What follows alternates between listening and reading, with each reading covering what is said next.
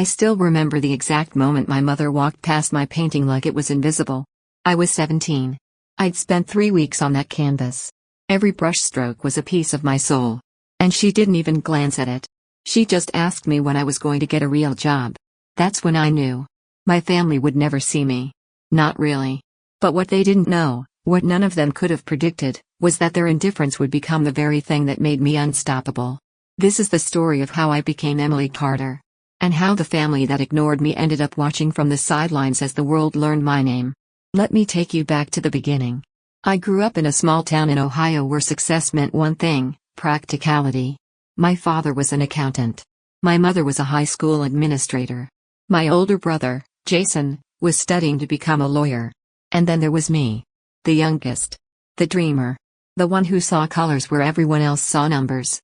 I started drawing when I was 5 years old. I'd sit at the kitchen table with crayons and printer paper, creating worlds that existed only in my mind. My parents thought it was cute. A phase. Something I'd grow out of. But I never did. By the time I was 12, I was painting with acrylics I'd bought with my birthday money. By 15, I was experimenting with oil paints and canvas boards from the craft store. By 17, I had a portfolio that I was genuinely proud of. But my family? They didn't care. Not even a little. I remember showing my dad a landscape I'd spent 2 months perfecting.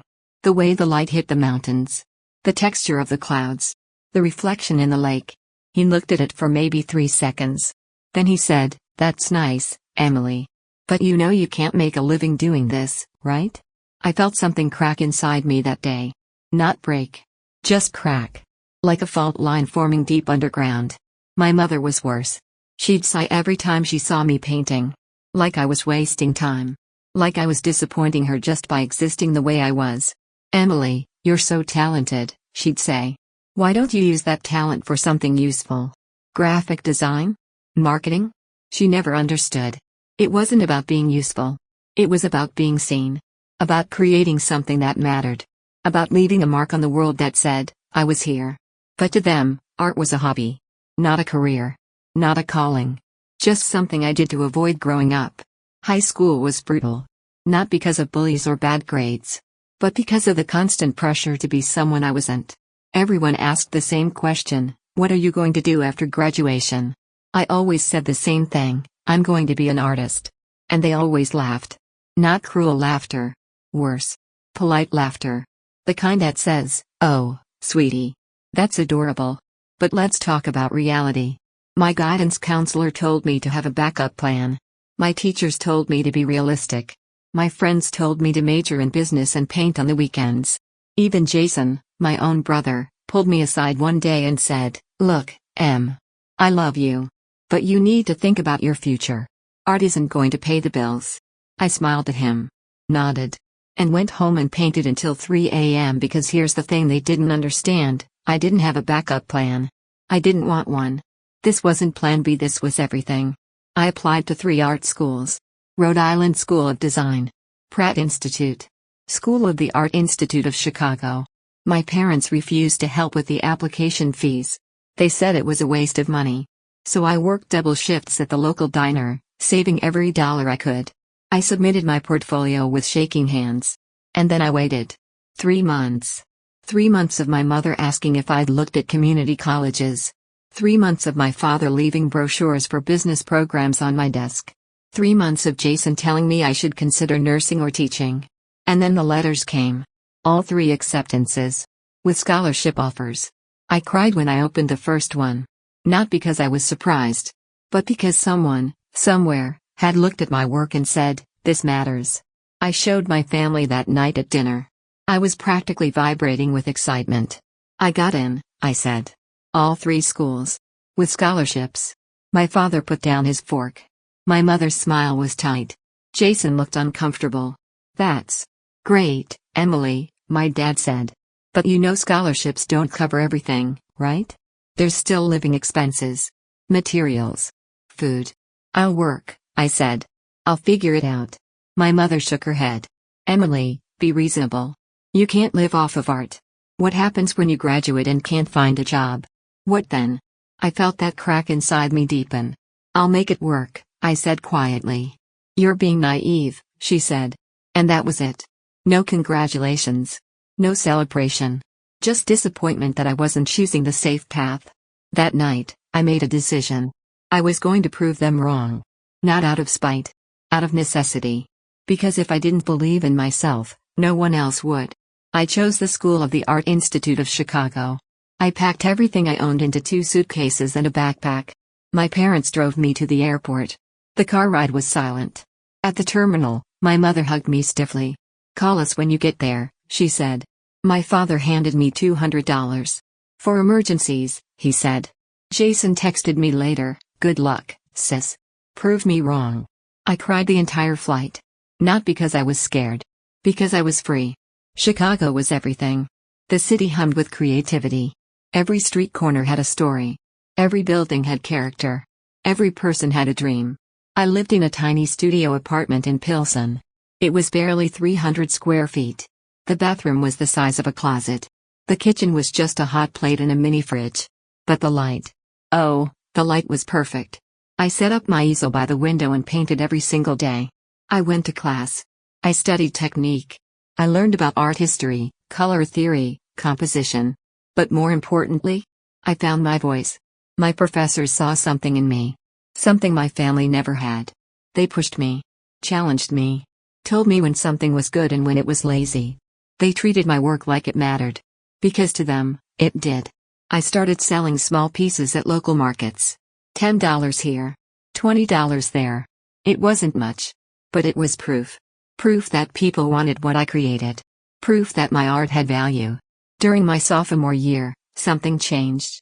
I was experimenting with a new style. Abstract portraits. Faces that were recognizable but distorted. Emotions laid bare on canvas. I painted my mother. Not as she appeared. But as she felt. Cold. Distant. Beautiful but untouchable. I called it indifference. My professor saw it and stopped in his tracks. "Emily," he said. "This is it. This is your voice." He submitted it to a student exhibition at a local gallery. It sold. For $500. I stared at the check for an hour. $500. For something I created. For something that came from inside me. I called my mother that night. "Mom, I sold a painting. For $500. There was a pause. "That's nice, honey. But is that enough to live on?" I hung up. And I painted my father next. By my junior year, I was getting noticed. Small galleries started reaching out. Art collectors followed me on Instagram. I had a waiting list for commissions. I was making more money than I ever had. Not a fortune. But enough to prove that this wasn't a fantasy. This was real. My family still didn't get it. They'd ask how school was going. If I was thinking about grad school. If I'd considered getting my teaching certificate. They never asked about my art. Not once. It was like it didn't exist. Like I didn't exist. And you know what? That was fine. Because strangers saw me. Collectors saw me. The art world saw me. And that was enough. The first major twist came during my senior year. I was preparing for my thesis exhibition. The culminating project of my entire degree.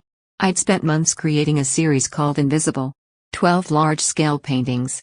Each one depicting a different family member or moment from my childhood. But with one detail changed. In every painting, I was erased. Painted over. Removed from the scene. Because that's how it felt. Like I was never really there. My thesis advisor called it devastating. My classmates called it brave. I called it honest. The exhibition opened on a Friday night in March. The gallery was packed. Over 200 people showed up. Critics. Collectors. Students. Professors. And every single painting sold. By the end of the night, I'd made $47,000. $47,000. I stood in that gallery, surrounded by people who valued my work, and I finally understood, I didn't need my family's approval. I never had. I called my mother the next morning. "Mom, I need to tell you something." "What is it, Emily?" "I had my thesis exhibition last night. I sold every piece. I made almost $50,000. Silence. "Mom? $50,000? "Yes." Another pause. "Well, that's wonderful, Emily. I'm proud of you." But her voice was strange. Tight. Like she didn't know what to say. "Thanks, Mom. Maybe we could come visit. See your work sometime." "Maybe, I said. But I knew they wouldn't. After graduation, I moved to Brooklyn. I rented a studio in Bushwick. Big windows. High ceilings. Exposed brick. It was everything I dreamed of. I spent the summer painting. Building my portfolio. Reaching out to galleries. And then something incredible happened. A gallery in Chelsea wanted to represent me. Not just show my work. Represent me. As an artist. I signed the contract in September. My first solo exhibition was scheduled for the following spring. I called my family to tell them. My father answered. Dad, I got gallery representation. In Chelsea. They're giving me a solo show. That's great, Em. Really great. Will you come? To the opening? We'll try. You know how busy things get. They didn't come. My solo exhibition opened on a rainy Thursday in April. The gallery was called Arclight. White walls. Perfect lighting. My paintings hung like they belonged there. Because they did. The opening was surreal. Over 500 people showed up. The New York Times sent a critic. Art collectors I'd only read about stood in front of my work and debated its meaning. A museum curator asked for my contact information. By the end of the night, I'd sold 18 paintings. For a total of $234,000. I was 23 years old. And I was a professional artist. The reviews came out the next week. The Times called my work hauntingly personal and universally resonant. Art Forum said I was a voice of a generation grappling with invisibility and self-worth. My Instagram followers jumped from 3,000 to 75,000 overnight. Galleries in Los Angeles, London, and Berlin reached out. Everything was happening. And my family? They saw it on Facebook. My mother called. Emily, I saw the article. In the Times. Why didn't you tell us? I did tell you, Mom. I invited you to the opening. Well, we didn't realize it was such a big deal, I laughed. Not a happy laugh. A tired one. It's always been a big deal, Mom. You just didn't want to see it. She went quiet. That's not fair, Emily. Isn't it? Here's the second twist. My family started telling people I was an artist. My mother posted my Times article on Facebook. My father told his colleagues about my gallery show. Jason mentioned me in his law school applications as an example of creative success in the family. They were proud of me. Now that the world told them I was worth something. Now that I had validation they could understand. Money. Fame. Success. But where were they when I was 17 and painting alone in my bedroom? Where were they when I was working double shifts to pay application fees? Where were they when I needed someone to believe in me? They weren't there. And that's the thing about conditional love, it only shows up when it's convenient. I kept working. I had to. Because the art world moves fast, and if you stop creating, you disappear. I spent the next year producing new work. Darker. More complex. I explored themes of family, belonging, and the cost of chasing your dreams. My second solo show opened the following winter. It sold out in 2 hours. I made over $500,000. Forbes wrote an article calling me one of the top emerging artists under 30. I was invited to speak at art schools across the country. I was living the dream. But it was lonely. Because the people who were supposed to be there, my family, still didn't really see me. They saw the success. The money. The accolades. But they didn't see the girl who stayed up until 3 a.m. because painting was the only thing that made her feel real. They didn't see the sacrifices. The rejection. The fear. They only saw the outcome. And that hurt more than I ever admitted out loud. The third twist came during Thanksgiving. I flew home to Ohio for the first time in 2 years. My mother insisted. It's been so long, Emily. We miss you. I didn't believe her. But I went anyway. The house looked the same. The same beige walls. The same family photos in the hallway. But something was different. In the living room, above the fireplace, hung one of my paintings. Not one of the good ones. One of the early ones. A landscape I'd painted when I was 16. The one my father had looked at for 3 seconds and dismissed. We framed it, my mother said, smiling. We wanted to display your work. I stared at it. And I felt nothing. No pride. No validation. Just emptiness. You kept this? I asked. Of course, she said. We've always believed in you, Emily. And that's when I snapped. No, you didn't. Everyone stopped. Jason looked up from his phone. My father set down his drink. What? My mother said. You didn't believe in me. You told me art was a waste of time. You refused to help me with application fees.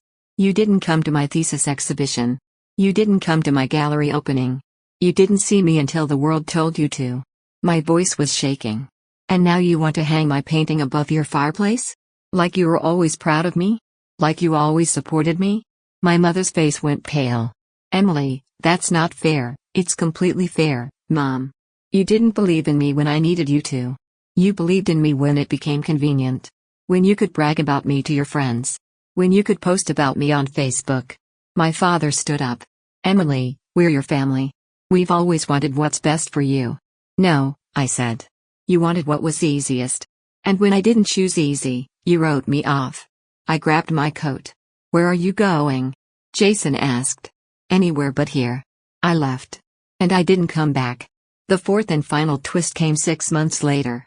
I was in Los Angeles for an exhibition at a major contemporary art museum. A retrospective of my work. At 25 years old. It was surreal. Walking through those galleries and seeing 5 years of my life on the walls. The pain. The loneliness. The determination. All of it immortalized in paint. The opening was massive. Celebrities showed up. Art critics from around the world. And at the back of the room, standing awkwardly near the exit, was my family. All of them. My mother. My father. Jason. They'd flown out without telling me. I saw them and felt 1,000 emotions at once. Anger. Sadness. Confusion. But mostly? Relief. Because they finally came. Not because they had to. Not because it was convenient. But because they wanted to see what I'd built. After the opening, we went to a quiet restaurant nearby. My mother cried. Emily, I'm so sorry. For everything. For not seeing you. For not supporting you. For making you feel like you didn't matter. My father nodded. We were wrong. We were scared for you. We thought we were protecting you. But we were just blind. Jason reached across the table and took my hand. You proved us all wrong, sis. And I'm so damn proud of you. I wanted to stay angry. I wanted to hold on to the hurt. But I couldn't. Because at the end of the day, they were still my family. Flawed. Human. Imperfect. I needed you, I said quietly. When I was 17 and scared and alone, I needed you to believe in me. I know, my mother whispered. And I'll spend the rest of my life trying to make up for that. We sat there for a long time. Talking. Crying. Healing. It wasn't perfect. But it was a start. Here's what I learned. Some people will never see your value until the world tells them to. And that's not your fault. It's theirs. But you can't wait for their approval to start building your dream. You have to believe in yourself first. Even when it's terrifying. Even when you're alone. Even when everyone around you is telling you to give up. Because the people who matter, the ones who truly see you, they'll find you. They'll show up. They'll value your work. And that will be enough. Today, I'm 27 years old. I've had work displayed in museums across the world. I've sold paintings for over $1 million. I've been featured in every major art publication. But you know what I'm most proud of? That 17-year-old girl who kept painting even when no one believed in her. She didn't give up. She didn't shrink herself to fit someone else's definition of success. She stayed true to who she was. And that's the real victory. Not the money. Not the fame. Not the recognition. But the fact that I built this life on my own terms. With my own hands. One brushstroke at a time. My family and I are rebuilding our relationship. It's slow. It's hard. But it's real. They come to my exhibitions now. They ask about my process. They actually look at my work. And sometimes, just sometimes, I see my mother standing in front of one of my paintings with tears in her eyes. And I know she finally sees me. Not Emily Carter, the successful artist. But Emily. The girl who painted because it was the only way she knew how to exist. If you're reading this, or listening to this, and you're that person. The one whose family doesn't understand. The one who's chasing a dream no one believes in. The one who feels invisible. I see you. And I'm telling you right now, don't stop. Don't give up. Don't let anyone convince you that your dream isn't worth pursuing. Because it is. You are. And one day, the world will see what you've always known, you were meant for this. There's a painting hanging in my studio right now. It's not for sale. It never will be. It's a self-portrait. Me at 17. Standing in front of an easel. Covered in paint. Smiling. Not because I was happy. But because I was free. I call it proof. Proof that I existed. Proof that I mattered.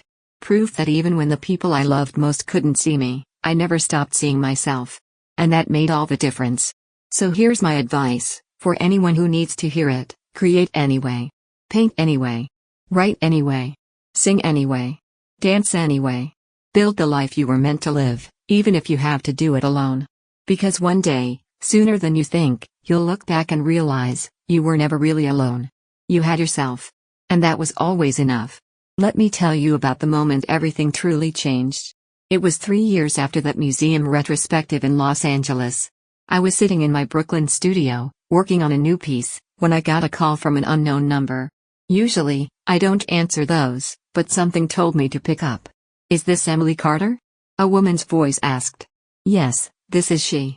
Miss Carter, this is Margaret Thornton from the Museum of Modern Art. We'd like to discuss acquiring 3 of your pieces for our permanent collection." I nearly dropped the phone. MoMA. The Museum of Modern Art. The place I'd visited as a broke art student, standing in front of Picassos and Pollocks, wondering if my work would ever hang in a place like that. And now they were calling me.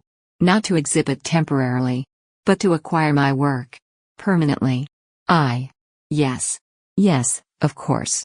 I'd be honored, I managed to say. The conversation lasted 30 minutes. They wanted pieces from my Invisible series. The ones I'd created for my thesis exhibition. The ones that had started everything. After I hung up, I sat in silence for a long time. Then I called my mother. Not to brag.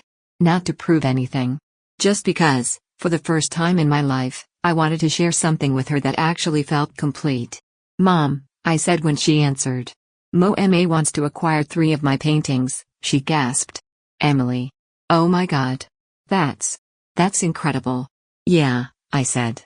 "It really is. Your father and I are coming to New York next month," she said. "Can we see your studio? Actually see where you work?" I smiled. I'd like that. When they visited, it was different than I expected. My father spent an hour looking at every single piece in my studio. Really looking. He asked about my process, my inspiration, the techniques I used. My mother sat in the corner where I usually paint and just watched me work. "You're so focused," she said. "I never realized how much concentration this takes." "It's everything," I told her. "It always has been." Before they left, my father pulled me aside. "Emily, I need to say something. I've thought about it for years, and I need to say it now." I braced myself. I was wrong. About everything. I told you to be practical because I was afraid. Afraid you'd struggle. Afraid you'd fail. Afraid you'd end up hurt. But what I didn't realize was that by trying to protect you, I was hurting you more than any failure ever could. His eyes were wet. I'd never seen my father cry. "You were braver at 17 than I've ever been in my entire life. You knew who you were, and you refused to be anyone else. And I'm sorry I couldn't see that. I'm sorry I made you feel like you had to prove yourself to be worthy of my pride. You were always worthy. I was just too blind to see it." I hugged him. We stood there in my studio, surrounded by my paintings, and I felt something I hadn't felt in years. Forgiveness. Not the kind you force yourself to feel. But the real kind. The kind that comes when someone truly understands what they did wrong and wants to make it right. Let me tell you what happened with Jason, too. Because his story is important. About a year after my family started really showing up, Jason called me late one night. Can I ask you something?" "Of course." "Were you ever scared? When you were starting out? When everyone was telling you it wouldn't work?" "Terrified," I admitted. "Every single day. But you did it anyway." "I didn't have a choice, Jason. It wasn't about being brave. It was about survival. If I didn't create, I didn't exist." He was quiet for a moment. "I think I made the wrong choice," he said finally. "What do you mean?" "Law school. The job. All of it. I did it because it was what I was supposed to do. What mom and dad expected. What made sense. But I'm miserable, Em. I'm so fucking miserable."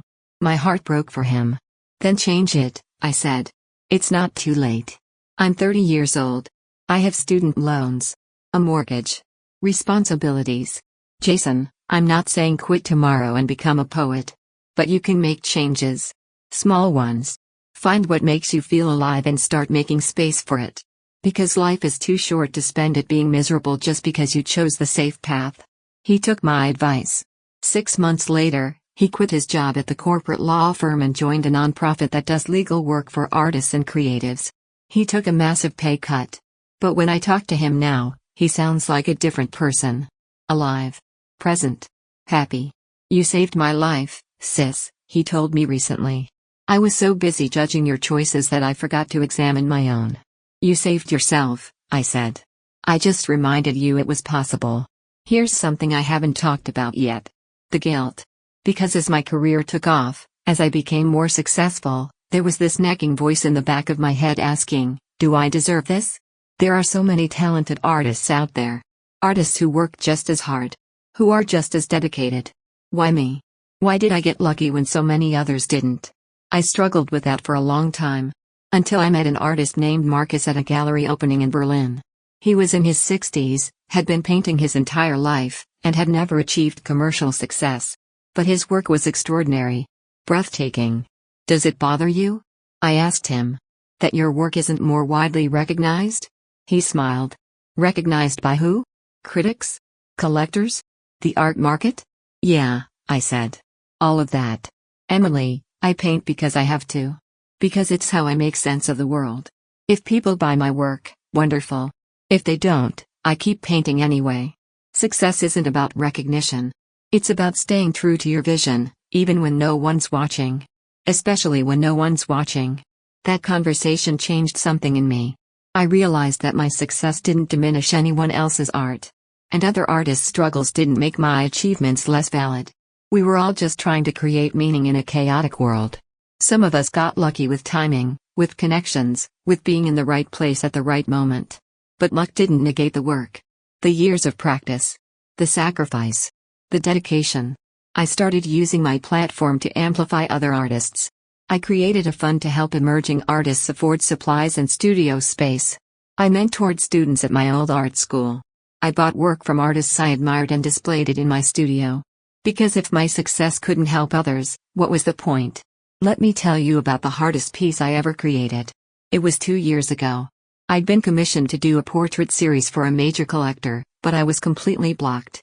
Nothing I painted felt right. Everything felt forced. Manufactured. I was terrified that I'd lost it. That maybe my family had been right all along, and I'd just gotten lucky for a few years. I called my old professor from Chicago. Professor Martinez. The one who'd first seen my voice in that painting of my mother. I can't do it, I told him. I don't know how to paint anymore. That's not true, he said. You're just painting for the wrong reasons right now. You're painting for the collector. For the money. For the validation. You need to paint for yourself again. But I have a deadline. A contract. Fuck the contract, he said. I'm serious, Emily. Take a week. Don't paint anything you're supposed to paint. Just paint what you need to paint. So I did. I locked myself in my studio for a week and ignored the commission. Instead, I painted my grandmother. She'd passed away when I was 12, but I still remembered the way she'd look at my childhood drawings like they were precious treasures. She was the only person in my family who'd ever made me feel like my art mattered. I painted her hands. Wrinkled and weathered. Holding one of my old crayon drawings. I painted for 18 hours straight, barely sleeping, barely eating. And when I finished, I stood back and looked at it and burst into tears. Because I'd found it again. That feeling. That connection between my heart and my hands. The thing that made me an artist in the first place. I sent a photo to the collector with a note. I know this wasn't what you commissioned. But this is what I needed to create. If you don't want it, I understand. He responded an hour later, it's perfect. It's exactly what I wanted, even though I didn't know it. This is why I collect your work. The piece sold for $300,000. I donated half of it to an Alzheimer's charity in my grandmother's name. Here's the thing about success that no one tells you, it doesn't fix you. I thought that once I made it, once I had the gallery representation and the museum shows and the critical acclaim, I'd feel complete. Validated. Whole. But success is just success. It doesn't heal childhood wounds. It doesn't erase years of feeling invisible. It doesn't automatically give you self-worth. I had to do that work separately. Therapy helped. Lots of therapy. I had to unpack why I'd needed my family's approval so desperately. Why their indifference had cut so deep. Why I'd spent years trying to prove myself instead of just being myself. And slowly, painfully, I learned that the validation I'd been chasing had to come from within. External success was wonderful. But it was also temporary. Fickle. Conditional. The only constant was me. My relationship with my art. My commitment to my vision. That had to be enough. Not the sales. Not the reviews. Not the Instagram followers or the museum acquisitions. Just me and the canvas and the truth I was trying to express. Everything else was noise. I'm 29 now. Almost 30. And I'm working on my most ambitious project yet. It's called the Reconstruction Series. 24 large-scale paintings that tell the story of rebuilding yourself after you've been broken down. Each painting represents a different stage of that process. Destruction. Grief. Anger. Acceptance. Hope. Rebirth. It's the most personal work I've ever done. And the most terrifying. Because I'm not hiding behind abstraction or metaphor. I'm laying myself completely bare. Every painting is a confession. Every brushstroke is a piece of my soul. My gallery director warned me it might be too raw. Too vulnerable. That collectors might not connect with it the way they connected with my previous work. And you know what? I don't care. Because I'm not creating this series for collectors. I'm creating it for that 17-year-old girl who felt invisible. For everyone who's ever felt unseen, unheard, undervalued.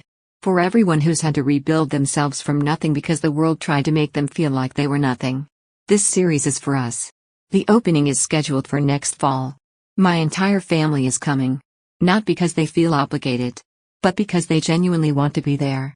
My mother even asked if she could help set up. My father's been asking for progress photos. Jason's bringing his new girlfriend, an illustrator he met through the nonprofit. And me? I'm not painting to prove anything anymore. I'm painting because it's what I do. It's who I am. The validation I spent years chasing doesn't matter now. What matters is the work. The truth.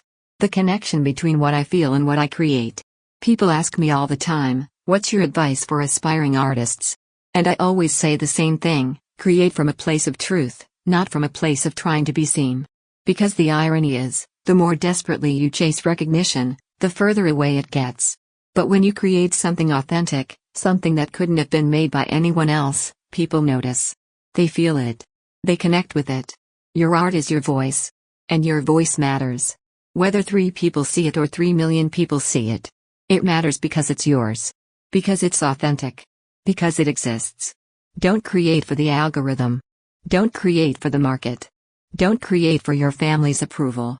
Create because you have something to say. Create because you'll explode if you don't. Create because it's the only way you know how to be human. And when people don't understand. When your family dismisses it. When critics ignore it. Keep creating anyway. Because the right people will find your work. The people who need to see it will see it. And that's all that matters. I think about that girl I was at 17.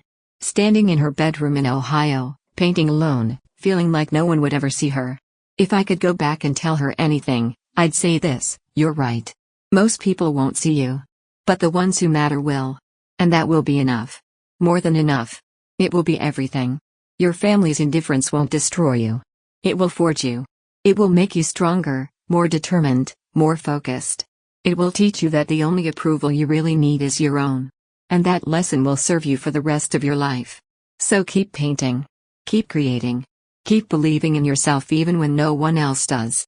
Because one day, sooner than you think, you'll be standing in a gallery surrounded by your work, surrounded by people who see you, and you will realize, you made it. Not because the world validated you. But because you never stopped validating yourself. My name is Emily Carter. I'm 29 years old. I'm an artist. And I'm finally, truly free. Not because I'm successful. Not because my family finally sees me. But because I learned the most important lesson of all, I was always worthy. I was always enough. I just had to believe it myself. And now? Now I paint every single day. Not to prove anything. Not to achieve anything. Just to create. Just to exist. Just to be. And that, more than any museum acquisition or gallery show or critical review, is what success really looks like. It's the freedom to be exactly who you are, without apology, without compromise, without fear. So if you're out there right now, feeling invisible, feeling unseen, feeling like your dreams don't matter, I see you. Your art matters. Your voice matters. You matter.